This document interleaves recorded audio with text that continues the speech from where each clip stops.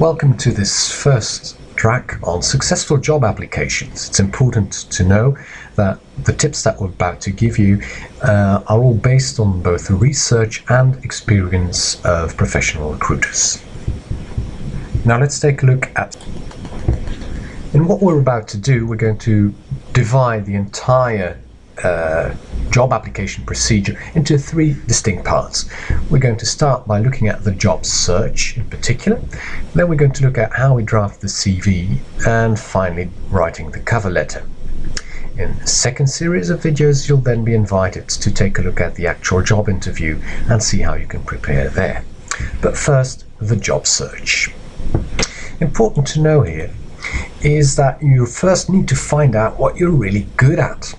Most people think they know, perhaps they're right, but it never hurts to ask friends or family or people that know you really well and ask them what they think would be a suitable job for you. Odds are that they know what you really like, that they know what you're really good at and what kind of profession would really suit you. Another way of doing that is going for a more tested approach, that is taking a specialized psychological test. These tests have been prepared extensively and are also used by professional recruiting agencies to find out what kind of person you are and consequently what kind of job would suit you. Let's take a look at one of these tests. By clicking on this test, it's the Keirsey test that you can find on Keirsey.com. You can get a whole battery of about 60 dilemmas, so questions asking whether you would agree with statement 1 or 2. Sometimes two statements that are clearly distinct and it's easy for you to make a choice, but sometimes two things are very close together, two things you really agree with or two things you really disagree with. They all have to do about your personality and about how you look at life at work. On the basis of all these questions, you get a personality profile specifically aimed at what you get. For free, if you take this test, you get a kind of general idea what kind of job you'd be good at.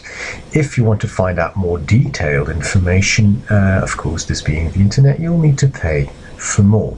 The interesting prospect for our point of view is that you know that there are tests out there that can help you understand what you're good at and what kind of person you are, but also to try and get some idea of seemingly these are different profiles, and that you can use the words that you find here in these texts to talk about yourself. So looking for nouns and adjectives that can describe who you are, and that gives you added ammunition that you can use in cover letters or in job interviews.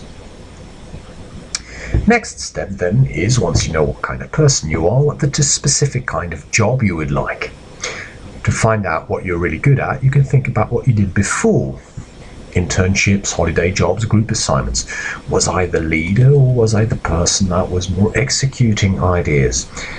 And once you have an idea that on the basis of this I think I'm a really good administrator or I'm a true technical leader, project leader type of person, then you could go out and actually talk to people who do the job and ask them why they like it and what a typical day or week looks like for them. Of course, talking to people who really like their job is one, and of course a good idea, but talking to people who left the profession may be equally interesting. Why did they leave? Perhaps some aspects of the job are easily overlooked, but very important and perhaps not exactly your cup of tea. So, talk to people, find out what they like or dislike about the job. Thirdly then, knowing what job you'd really like, write down your killer points. Killer points are the qualities that really make you different from all the rest.